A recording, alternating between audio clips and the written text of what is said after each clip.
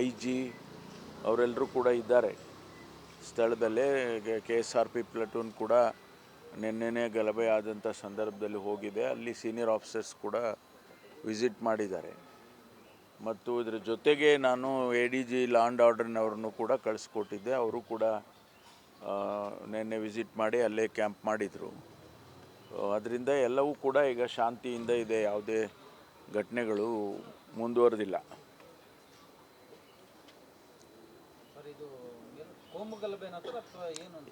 ಆಕಸ್ಮಿಕವಾಗಿ ಅಲ್ಲಿ ಪ್ರೊಸೆಷನ್ ಹೋಗುವಾಗ ಯಾರೋ ಕಲ್ಲು ಹಾಕಿದ್ರು ಅಂತ ರೆಸ್ಪಾಂಡ್ ಮಾಡೋದಕ್ಕೆ ಇವರು ಕಲ್ಲು ಹಾಕಿದ್ದಾರೆ. ಆ ರೀತಿ ಘರ್ಷಣೆ ಮಾಡ್ಕೊಂಡಿದ್ದಾರೆ. ಕೋಮುಗಲಭೆ ಅಂತ ಹೇಳೋದಕ್ಕೆ ಆಗೋದಿಲ್ಲ ಇದನ್ನು. ಇಲ್ಲ ಅದೆಲ್ಲ ಇಮಿಡಿಯೇಟಾಗಿ ಸ್ಪರ್ ಆಫ್ ದಿ ಮೂಮೆಂಟಲ್ಲಿ ಆಗಿರುವಂಥದ್ದು.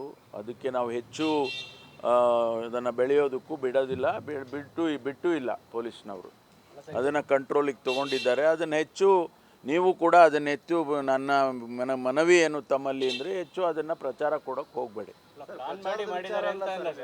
ನಾನು ಮನವಿ ಮಾಡ್ತಾ ಇದ್ದೀನಿ. ಪ್ರಚಾರದ ವಿಚಾರಕ್ಕಿಂತ ಸರ್ ಘಟನೆ ನಡೆದಿದೆ, ಘಟನೆಗೆ ಪೂರ್ವ ಸಿದ್ಧತೆಗಳು. ನಾನು ಘಟನೆ ನಡೆದಿಲ್ಲ ಅಂತ ಹೇಳಲಿಲ್ಲ. ಘಟನೆ ನಡೆದಿದೆ, ಕಂಟ್ರೋಲಿಗೆ ತೊಗೊಂಡಿದ್ದೇವೆ.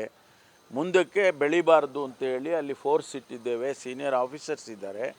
ಅದರಿಂದ ಇದನ್ನು ಅಲ್ಲಿಗೆ ಬಿಟ್ಟರೆ ಅದು ಅಲ್ಲಿಗೆ ನಿಂತು ಹೋಗುತ್ತೆ. ಅದಕ್ಕೋಸ್ಕರ ನಾನು ತಮ್ಮಲ್ಲಿ ಮನವಿ ಮಾಡಿದ್ದೆ. ಇಲ್ಲ ನಾವು ಮಾಡೋದಿಲ್ಲ ನಿಮ್ಮ ಮನವಿನ ಅಂದರೆ ನಿಮಗೆ ಬಿಟ್ಟಿದ್ದು. ಕಳೆದ ವರ್ಷ ಕೂಡ ಇದೇ ಜಾಗದಲ್ಲಿ ಈ ಥರ ಆಗಿತ್ತು, ಎಚ್ಚರ ವಹಿಸಿದ್ರೆ ಈ ಥರ ಆಗ್ತಾ ಇರಲಿಲ್ಲ ಅಂತ ಇಲ್ಲ ಅದು ಆರೋಪ ಮಾಡಿದ್ದಾರೆ. ಅಲ್ಲ, ಅವ್ರು ಹೇಳಿದ್ದಾರೆ. ಆದರೆ ಅಲ್ಲಿ ಎಲ್ಲ ರೀತಿಯ ಒಂದು ಇದನ್ನು ಕೂಡ ಅವರು ಪ್ರೊಟೆಕ್ಷನ್ ಮಾಡೋದಕ್ಕೆ ಒಂದು ಪ್ಲಟೂನನ್ನು ಕೂಡ ಅಲ್ಲಿ KSRP ಇಟ್ಟಿದ್ದರು. ಇಲ್ಲದೆ ಹೋಗಿದ್ರೆ ಇನ್ನೂ ದೊಡ್ಡ ಗಲಭೆ ಆಗಿರೋದು. ಅಲ್ಲಿ ಮುನ್ನೆಚ್ಚರಿಕೆಯಾಗಿ ಒಂದು ಪ್ಲಟೂನ್ ಕೂಡ ಅಲ್ಲಿ ಇಟ್ಟಿದ್ದರು. ಅದರಿಂದ ಅದು ಕಂಟ್ರೋಲಿಗೆ ಬಂದಿದೆ ಇಮ್ಮಿಡಿಯೇಟಾಗಿ. ಈಗ ನಾವು ಗಾಯಗಳಿಗಿನ್ನ ಹೆಚ್ಚಾಗಿ ಗಾಯಗಳು ಹೆಚ್ಚಾಗಿಲ್ಲ, ಆದರೆ ಒಂದು 52 ಜನರನ್ನು ಅರೆಸ್ಟ್ ಮಾಡಿದ್ದೇವೆ. ಎರಡೂ ಗುಂಪಿನಲ್ಲಿ ಒಂದು 52 ಜನರನ್ನು ಅರೆಸ್ಟ್ ಮಾಡಿದ್ದೇವೆ. ಅವ್ರ ಮೇಲೆ ಈಗ ಯಾರ್ಯಾರು ಕ್ಯಾಮರಾದಲ್ಲಿ ಗೊತ್ತಾಗ್ತದೆ ಅವ್ರು ಕಲ್ಲು ಹೊಡೆಯುತ್ತಾ ಇರೋದು ಅಥವಾ ಅವ್ರಿಗೆ ಬೇರೆ ಬೆಂಕಿ ಹಾಕೋದು, ಅದನ್ನೆಲ್ಲ ನೋಡಿಕೊಂಡು ಅವ್ರ ಮೇಲೆ ಕೇಸಸ್ಗಳನ್ನ ರಿಜಿಸ್ಟರ್ ಮಾಡ್ತಾರೆ. ಪೊಲೀಸರ ಮೇಲೂ ಕುಳಿತಾರೆ. ಒಬ್ಬ ASIಗೆ ಗಾಯ ಆಗಿದೆ. ಅದಲ್ಲದೆ ಅದನ್ನೆಲ್ಲ ಗಣನೆಗೆ ತಗೊಂಡೇ ಕೇಸನ್ನು ರಿಜಿಸ್ಟರ್ ಮಾಡ್ತಾರೆ. ಆ ರೀತಿ ಕಾಣ್ತಾ ಇಲ್ಲ. ಮೇಲ್ನೋಟಕ್ಕೆ ಆ ರೀತಿ ಕಾಣ್ತಾ ಇಲ್ಲ. ಅದು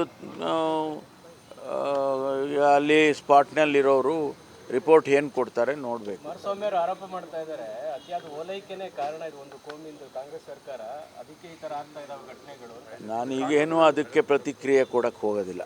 ಯಾಕೆಂದರೆ ಕುಮಾರಸ್ವಾಮಿಯವರು ಹಿಂದೆ ಅವರು ಯಾವ ರೀತಿ ಓಲೈಕೆ ಮಾಡ್ತಾಯಿದ್ರೋ ಇಲ್ವೋ ಗೊತ್ತಿಲ್ಲ.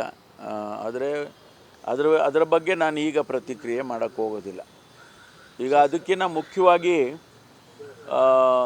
ತಮ್ಮ ಜೊತೆ ತಿಳಿಸ್ಬೇಕಾಗಿರುವಂಥದ್ದು, ತಮಗೆಲ್ಲ ಗೊತ್ತಿದೆ PSI ರೆಕ್ರೂಟ್ಮೆಂಟಿಗೆ ನಾವು ಕ್ರಮ ತಗೊಂಡಿದ್ದು.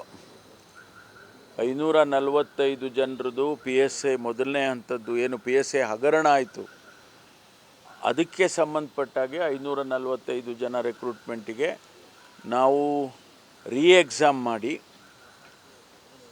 ಅದರ ಫಲಿತಾಂಶವನ್ನು ಕೂಡ ಈಗಾಗಲೇ ಅಂತಿಮಗೊಳಿಸಿ ಈಗ ಆದೇಶಗಳನ್ನು ಕೊಡ್ತಕ್ಕಂಥ ಹಂತದಲ್ಲಿ ಇದ್ದೇವೆ.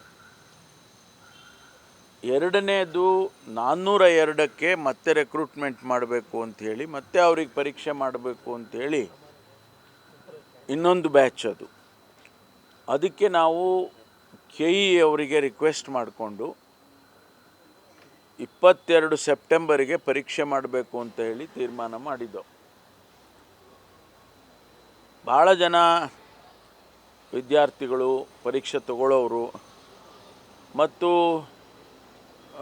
ಯಾರು ಆಕಾಂಕ್ಷಿಗಳು ಸಬ್ ಇನ್ಸ್ಪೆಕ್ಟರ್ ಆಗಬೇಕು ಅಂಥೇಳಿ ಹೊರಟಿದ್ದಂಥವರು ಅವರೆಲ್ಲ ನನಗೆ ಮನವಿಯನ್ನು ಕೊಟ್ಟಿದ್ದರು, 22ನೇ ತಾರೀಕು ಬೇಡ ಮುಂದಕ್ಕೆ ಹಾಕಿ ಅಂತ. ಕಾರಣ ಅವ್ರು ಕೊಟ್ಟಿದ್ದೇನು ಅಂತೇಳಿದರೆ, UPSC ಎಕ್ಸಾಮ್ ನಡೀತಾ ಇದೆ. ಆ UPSC ಎಕ್ಸಾಮಿಗೂ ಇದು 22ನೇ ತಾರೀಕೆ ಅದು ಎಕ್ಸಾಮ್ UPSC ಇರೋದರಿಂದ ನಮ್ಮ ರಾಜ್ಯದಿಂದ 100ಕ್ಕೂ ಹೆಚ್ಚು ಜನ ಕ್ವಾಲಿಫೈಡ್ ಆಗಿದ್ದಾರೆ, ಪ್ರಿಲಿಮ್ಸ್ ಪಾಸ್ ಮಾಡಿ ಮೇನ್ಸಿಗೆ ಹೋಗೋದಕ್ಕೆ ಕ್ವಾಲಿಫೈಡ್ ಆಗಿದ್ದಾರೆ. ಆದ್ದರಿಂದ ಅವರಿಗೆ ಅವಕಾಶ ತಪ್ಪಿ ಹೋಗುತ್ತೆ. ಇಲ್ಲಿ ಏನಾದರೂ ನೀವು PSI ಮಾಡಿ, ಇಲ್ಲ ಇದಾದರೂ ತಪ್ಪುತ್ತೆ, ಇಲ್ಲ ಅದು UPSC ಆದರೂ ತಪ್ಪುತ್ತೆ, ಅದಕ್ಕೋಸ್ಕರ ಪೋಸ್ಟ್ಪೋನ್ ಮಾಡಿ ಅಂಥೇಳಿ ನಮ್ಮನ್ನು ಕೇಳಿದರು. ಜೊತೆಗೆ ನಮ್ಮ ಭಾರತೀಯ ಜನತಾ ಪಾರ್ಟಿಯ ಮುಖಂಡರು ಅಶ್ವಥ್ ನಾರಾಯಣ್ ಅವರು ಅವರೆಲ್ಲ ಬಂದು ಅವರು ಕೂಡ ನನಗೆ ಮನವಿಯನ್ನು ಕೊಟ್ಟಿದ್ದರು, ಪೋಸ್ಟ್ಪೋನ್ ಮಾಡಿಕೊಡಿ ಅಂತ. ನಾವು ಪರಿಶೀಲನೆ ಮಾಡಿ KE ಅವ್ರ ಜೊತೆ ಸಂಪರ್ಕ ಮಾಡಿ ಚರ್ಚೆ ಮಾಡಿದ ಮೇಲೆ ಅವರು ಡಿಸೆಂಬರ್ವರೆಗೂ ಕೂಡ ನಮಗೆ ಯಾವುದು ಸ್ಲಾಟ್ ಇಲ್ಲ ಅಂತೇಳಿ ನಮಗೆ ತಿಳಿಸಿದರು. ನಾನು ಮತ್ತೆ ತಿರುಗಿ ಹಿರಿಯ ಅಧಿಕಾರಿಗಳ ಜೊತೆ ಮಾನ್ಯ ಪ್ರೈಮರಿ ಸೆಕೆಂಡ್ರಿ ಎಜುಕೇಷನ್ ಮಂತ್ರಿಗಳಾದಂಥ ಮಾನ್ಯ ಮಧು ಬಂಗಾರಪ್ಪನವ್ರ ಜೊತೆ ಮಾತನಾಡಿ, ಯಾಕೆಂದರೆ ಅವರು ಒಂದು ಎಕ್ಸಾಮ್ ಕಂಡಕ್ಟ್ ಮಾಡೋದಕ್ಕೆ ಅವರ ಸಹಾಯ ಬೇಕು ನಮಗೆ, ಟೀಚರ್ಸು ಸೂಪರ್ವೈಸ್ ಮಾಡೋದಕ್ಕೆ ಬೇಕು. ಜೊತೆಗೆ ಸಂಡೇನೇ ಮಾಡಬೇಕು ಪರೀಕ್ಷೆಗಳನ್ನ ಅಂಥೇಳಿ ಸಂಡೇ ಎಲ್ಲ ಸಂಡೇನೂ ಡಿಸೆಂಬರ್ವರೆಗೂ ಅವರು ಎಕ್ಸಾಮಿನೇಷನ್ ಹಾಕ್ಕೊಂಡಿದ್ದಾರೆ. ಅದಕ್ಕೆ ನಾನು ನಿನ್ನೆ ದಿವಸ ಈ 100 ಜನ ಯಾರು UPSCಗೆ ಕ್ವಾಲಿಫೈಡ್ ಆಗಿದ್ದಾರೆ ಅವರ ಅವಕಾಶಗಳು ತಪ್ಪಿ ಹೋಗುತ್ತೆ ಅನ್ನೋ ಕಾರಣಕ್ಕೆ ನಾವು ಮಧು ಬಂಗಾರಪ್ಪನವ್ರನ್ನ ರಿಕ್ವೆಸ್ಟ್ ಮಾಡಿ ಒಂದು ಶನಿವಾರ ನಮಗೆ ಒಂದು ಸ್ಲಾಟ್ ಮಾಡಿಕೊಡಿ, ಅದನ್ನು PUC ಕ್ಲಾಸಸ್ನ ಬಿಡಿಸ್ಕೊಡಿ ಹಾಗೆ ಅಂತೇಳಿ ರಿಕ್ವೆಸ್ಟ್ ಮಾಡಿ ಅದಕ್ಕೆ ಒಪ್ಪಿ ಅದನ್ನು 28ನೇ ತಾರೀಕು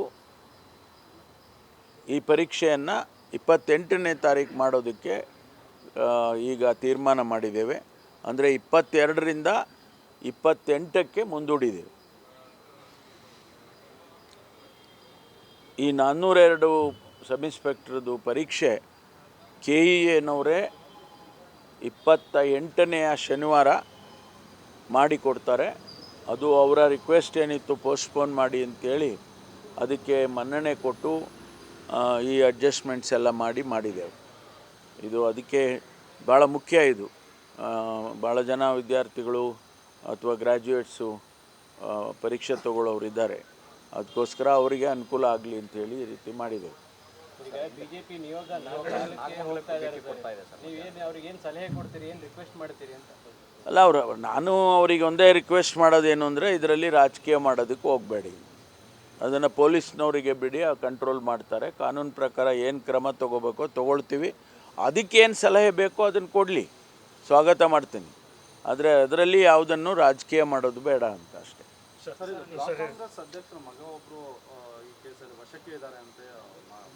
ಯಾರು ಇದ್ದಾರೆ ಗೊತ್ತಿಲ್ಲ, ಇನ್ನೂ ಫರ್ದರ್ ಡೀಟೇಲ್ಸ್ ನಾನು ತೊಗೊಳ್ತೀನಿ ಮಧ್ಯಾಹ್ನ ಅಷ್ಟರಲ್ಲಿ. ಒನ್ ಮಿನಿಟ್ ಅವಶ್ಯಕತೆ ಬಿದ್ದರೆ ಹೋಗ್ತೀನಿ. ಈಗ ಸೀನಿಯರ್ ಆಫೀಸರ್ಸ್ ಹೋಗಿದ್ದಾರೆ, ADG ಲಾ ಆ್ಯಂಡ್ ಆರ್ಡರ್ನೇ ಕಳಿಸಿದ್ದೀವಿ. Thank you. ಅದಿನ್ನೂ ತೀರ್ಮಾನ ಮಾಡಿಲ್ಲ, ಅದಿನ್ನೂ ಚರ್ಚೆ. ಮಾಹಿತಿ ಎಲ್ಲ ಕಲೆ ಹಾಕಿದ್ದೀವಿ, ಬೇರೆ ಬೇರೆ ರಾಜ್ಯದಿಂದ ಕಲೆ ಹಾಕಿದ್ದೀವಿ. ನಾವಿನ್ನೂ ಕೂಡ DG ಅವರು ನಮ್ಮ ಅಧಿಕಾರಿಗಳೆಲ್ಲ ಕೂಡ ಚರ್ಚೆ ಮಾಡಬೇಕಾಗುತ್ತೆ. ಆನಂತರ ನೋಡೋಣ, ಸಾಧಕ ಬಾಧಕಗಳನ್ನು ನೋಡಿಕೊಂಡು ತೀರ್ಮಾನ ಮಾಡ್ತೀವಿ.